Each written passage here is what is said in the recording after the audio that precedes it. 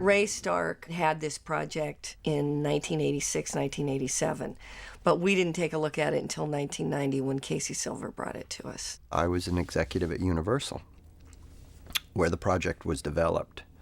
Ray brought in a short story, Scott Fitzgerald short story, which I really loved. This was, I would say, probably 88 or something like that. I don't know how long ago.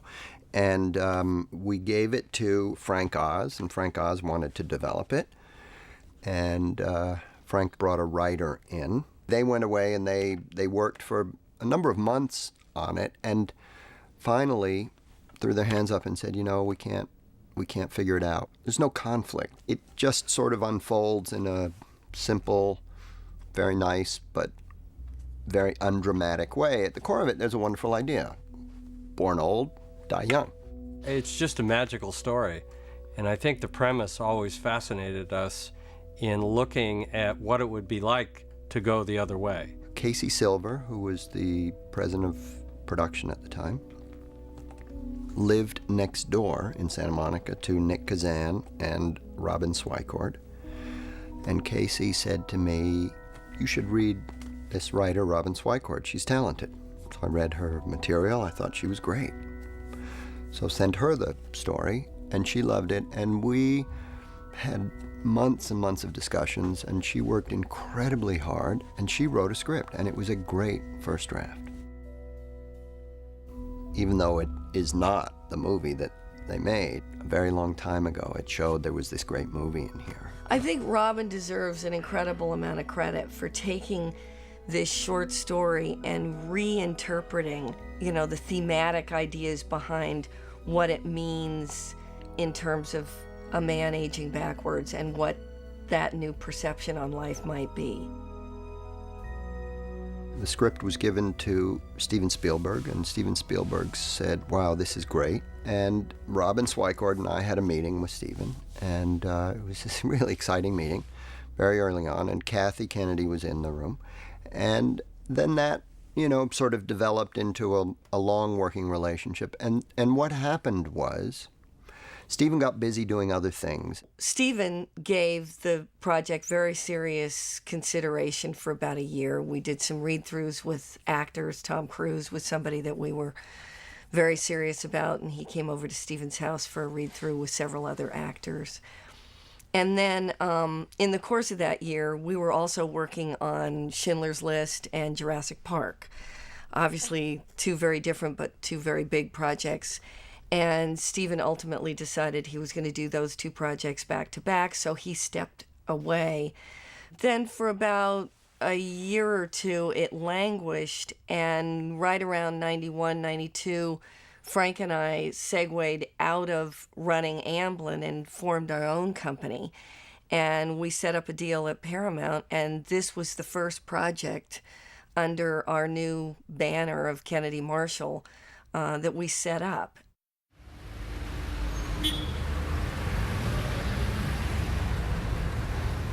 This agent, who's now dead, Jay Maloney, introduced me to David's work. Of course, I flipped.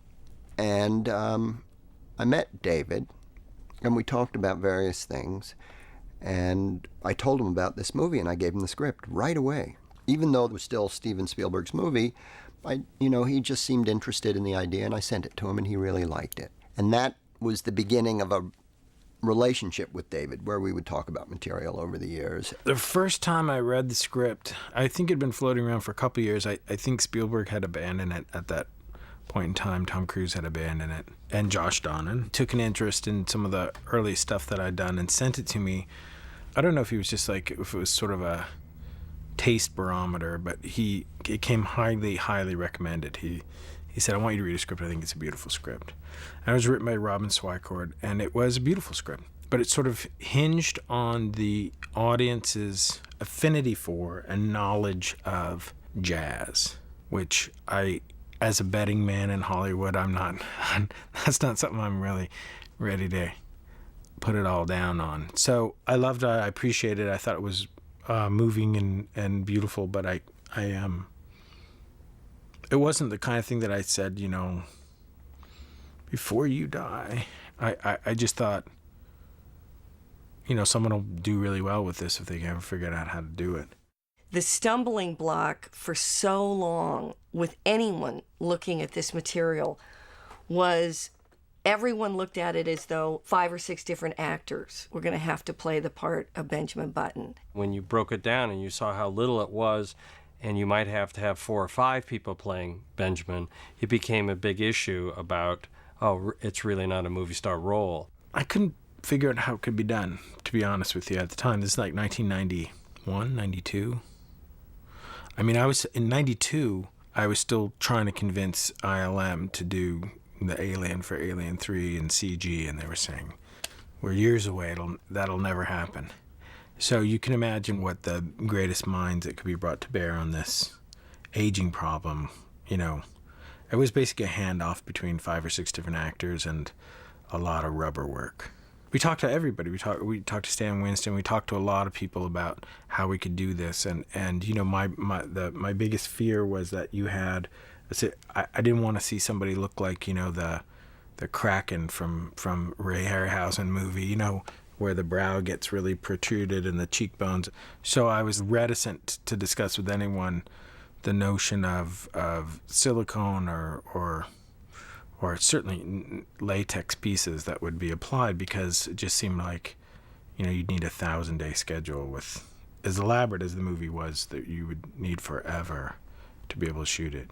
And Frank and I have always had this issue when production's problems start getting in the way creatively, we always step back and go, okay, wait a second, this should not be what's interfering with storytelling. So there came a time when I seriously thought about, 8 or 9 years ago, I thought this is never going to get made. This is going to be one of those scripts that everybody writes about and says, this is, the wonderful script that never got made, and nobody really understood why.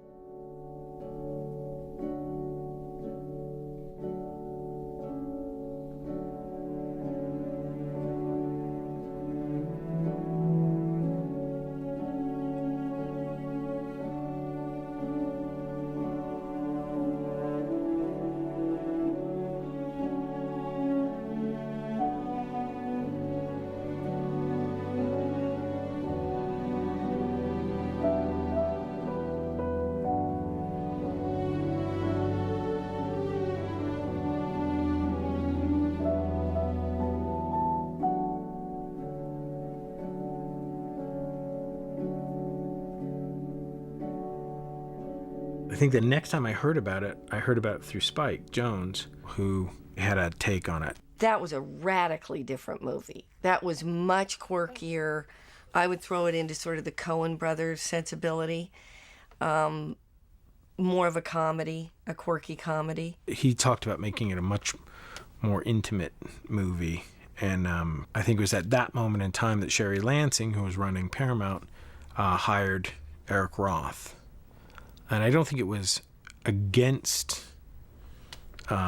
Spike's wishes, but it certainly was. I'm not so sure. I'm not so sure he was involved in the decision at all. And I think he felt like that he couldn't be involved in something that he didn't have wasn't charting the course of. And I remember we had lunch, and I said to him, Eric Roth's talented. Like, you may want to wait. Before you give this up, you may want to wait till you read the script. I wasn't really that aware of it, except for just sort of vaguely knowing about the project, having been around for a long time. And Paramount, and Sherry Lansing was running Paramount at the time. And I had done another movie for Forrest Gump, and she asked me to take a look at the project, and read the short story. Eric has a real affinity for being able to take large, complex ideas and distill them into character-driven pieces. I did some research as to why he wrote it, F. Scott Fitzgerald. Obviously, I didn't want to do anything that would besmirch his memory.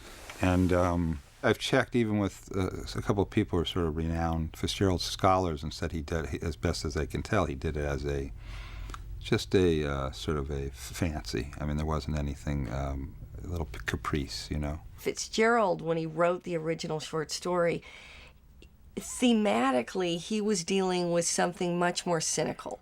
He was he was really making a commentary on the fact that youth is wasted on the young. To me, the idea of this guy aging backwards was a lovely conceit. Other than that, the storytelling was not, to me, as interesting. Not to knock Fitzgerald, but to just I felt it didn't lend itself. It was kind of spoofy, and I felt there might be something a little more you could take away from it than that. I didn't hear about it for a while, and about a year later, there was a draft that was floating around. Josh, who's great friends with Eric and great friends of mine, said, "I've read it, and you need to read this." And so he gave it to me, and I read over the weekend, and I thought, wow. And I got a call from Kathy Kennedy and Frank Marshall, who I didn't even know were involved in it. I knew it was Ray Stark, and then I knew Sherry Lansing was somehow involved with it. And then I got this call from Kennedy Marshall, and they said, "Would you like to come in and meet with us on Curious Case of Benjamin Button?"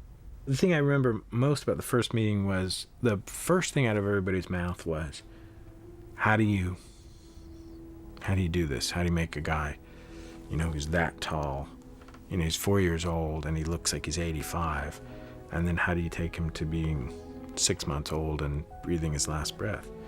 And because my background initially was at Industrial Light Magic, I've learned that in that situation you always lie. And you always say, we'll figure that out. That's the least of our problems. So we started to have this conversation about everything else other than that, with no one having any kind of real idea of what that would take. But it was one of these meetings that you sort of always hope to have when you're discussing a film, or the idea of setting sail on a film. You hope that you have a conversation with the writer and the producers where you're talking about first kisses. We ended up talking about, making out for the first time, first hangovers. It was a really interesting sort of round robin of people talking about their lives. And I thought, that's kind of what this movie, I think, will do for people. I think it's the kind of movie that puts you in touch in an odd way with how you defined yourself, or how you were defined by certain moments in time, and what that stuff really means to us all. And then on the flip side of that, everybody knows that at some point they're going to shuffle off this mortal coil. And people, we spend so much time kind of making our lives busy enough that we don't ever have to think about that. It was kind of all the most interesting stuff about the movie. The technical side of it was either going to take care of itself or it wasn't. But that wasn't the discussion to have on the day. That was going to be a process. This thing had been in my periphery for years at this point. It had come in and gone, and I think it was more about the technological hurdles at that time, instead of just using different actors. I think that was getting wearisome at this point.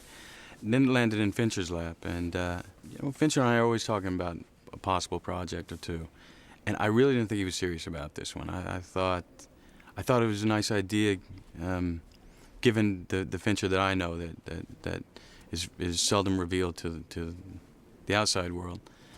But I really didn't think he'd pull the trigger. He read it and he said, "It's kind of a love story, isn't it?" And I said, "I don't think so. I think it's a death story. I think you should read it with that in mind. Remember, this guy grows up in an old folks' home. Literally, everybody passes through his life, dies." And I also didn't think this was something that I necessarily should be doing. Maybe it was a bit obvious for me to do. And my baggage would just encumber it even more and slow it down. But it was Fincher explaining what he was after, and that was, he first described what it wouldn't be, and that was the ballad of codependency. You complete me, so to speak, which is a nice idea, but it's a young idea. I love Romeo and Juliet. I love West Side Story. I love codependent love. But it can't be the only expression of love in narrative movie making. It can't just be about that. He was after something else here, and I have to say, I was interested. I thought that felt right to me. And he read it again. He called me. He said, "I know what you're gonna. I get what you want to do with this. I would do this if we can figure out a way that I can play this guy the entire time." And I said, "Well, Of course. That's just technology. That's just technique. We'll figure that out. So I was back to my first meeting. And I think around 2004, 2005, when David seriously started to turn his attention to how to execute the movie, the technology had caught up with the story. And we could all begin to have very serious discussions about Brad Pitt playing the part from beginning to end. And that completely changed the dynamic of the development. And suddenly it got traction and the movie started to get made. Somewhere in all of this, I had the fortune of being able to get our script to Cate Blanchett, who I'm an ardent admirer of. And I sent her the script and she read it and she responded to it and wanted to meet, and we met.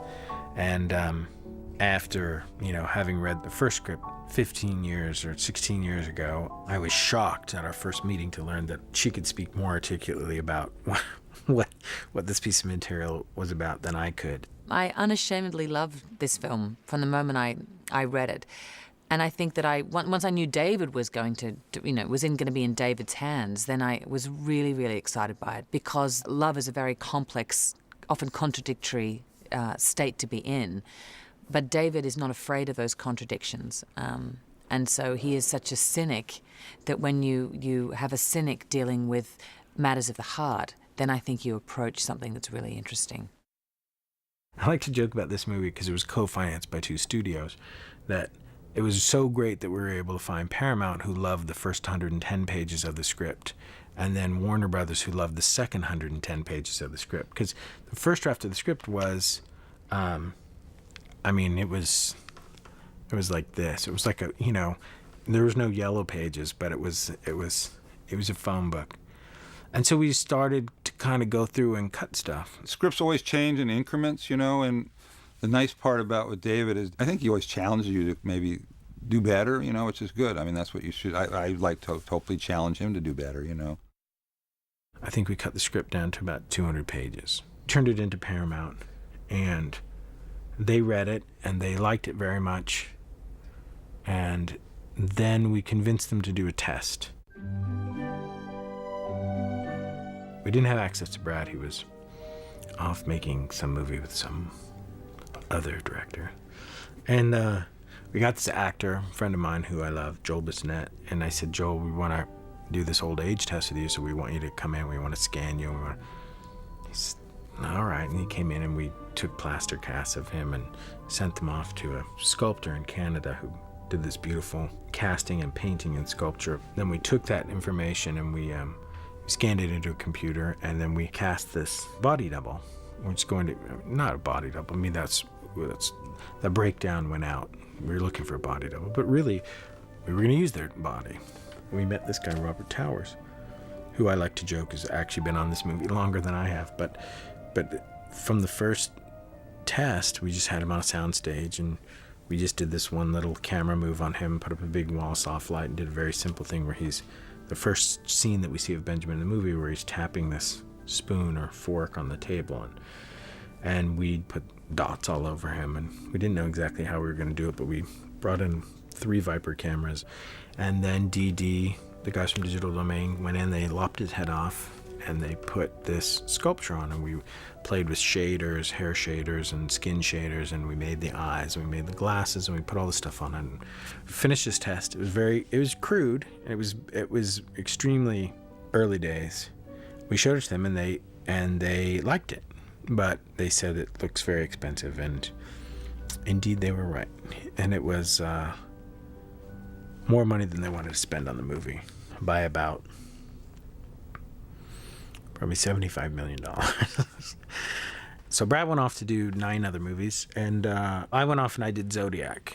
And while I was doing Zodiac, we were still kind of toing and froing about what it would cost to make Benjamin Button, what it would really cost.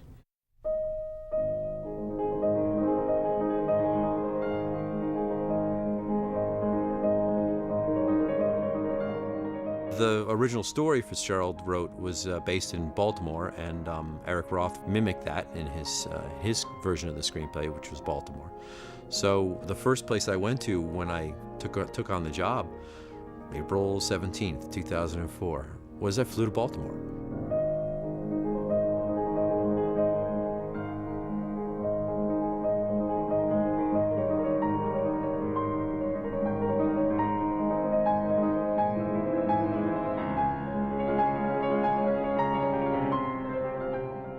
We did a feasibility study on the script, on what we thought needed to be shot on location, what needed to be shot on stage, and we sort of roughly designed sets and went through a 6 or 7 month study on that and put together a budget. And then it was sort of shelved for a while. They seem to have had all the locations and everything, but it just wasn't lining up for where the studio wanted it to be. It just wasn't getting it to a number. You know, movies, they are a business. You know, they have to be made for a certain amount of money to get out the door. It became more and more expensive as we looked at it, so we were really looking for a way to mitigate the cost of the movie, and so we started looking at other cities. I kept thinking about it, and that's when I came up with the idea that the script could be, if they were willing to, it could be redone for New Orleans. I think the only way that this movie was possible was what Louisiana was doing to foster a new industry, which were massive tax credits, and tax credits are basically cash. You can sell them on the open market. It's literally right off the top of your budget. I called Sian up and said, Sian, let's have lunch. I've got an idea. And she's like, what? And I sat down and I kind of gave her my idea and my story, and I had to go to the studio first because I wasn't a producer on the film at that time. It's just, guys, we got to figure it out. Somebody's got to come up with an idea. So I asked them for the right to go speak with them, and they said okay. And I did this all in like my own time. I just, you know, you read the script and you're like, this is the man for this movie at this time. You know, it's got to get done. And we made the pitch, and she kind of went, yeah, that sounds great. And she went and talked with David, and then he went and talked with Sherry, and then it started back up again.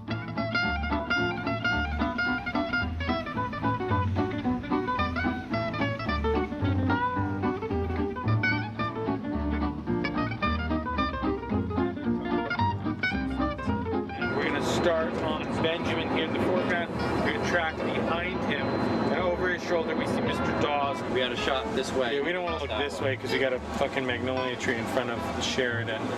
He's gonna take the baby, he's gonna throw the baby, and he decides not to. Steps down the thing, and then a cop comes running along there.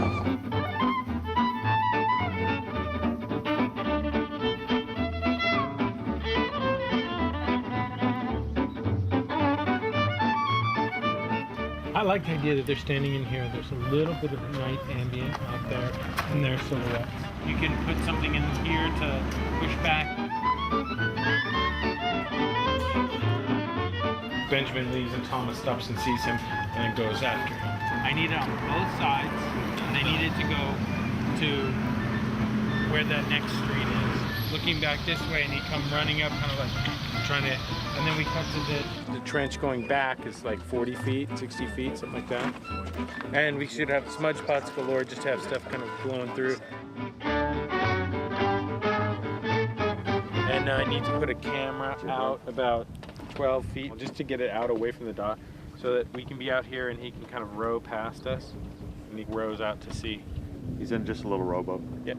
I'd shot a couple of things in New Orleans, and both New Orleans and Baltimore have a lot of similarities as 200-year-old plus port cities with those kind of great histories and backgrounds, and there's a lot of commonality to them. You could take what had been a shipbuilder and make it into a cotton factor. There's a lot of easy conversion, in my opinion, and a lot of big parts of the city that still reflected 200 years ago. It was pretty immediate. I mean, it was pretty much like we were able to see that not only was New Orleans as good an idea as shooting in Baltimore, for all the matte paintings we were going to have to do in Baltimore, and how all the work that we were going to have to do to change the harbor and the port, it also just seemed like New Orleans was sort of like shrink wrapped in the turn of the century. It seemed like everywhere you went, you could find at least 90 degrees that was 100 years ago. Baltimore is like a Norman Rockwell everyman town, and you go to New Orleans and it's just its own thing. The city becomes part of the story, and I don't think I ever felt that when it was in Baltimore. It takes on a whole different feeling when you say New Orleans. All of a sudden it sort of drips, and in a nice way. It feels old, and there's sort of a texture to it that you don't have with some other places. So David thought it would be a good idea, and Eric started rewriting it for New Orleans, which began in earnest in 2005. And then Katrina hit, which put a bit of a damper in everyone's enthusiasm. The studio sent me there to take a look around, and I spent a couple of weeks going back to my old roots as a journalist and interviewing people, locals and different officials, and came back and put together basically a 40-page report and reported back to the studio on it.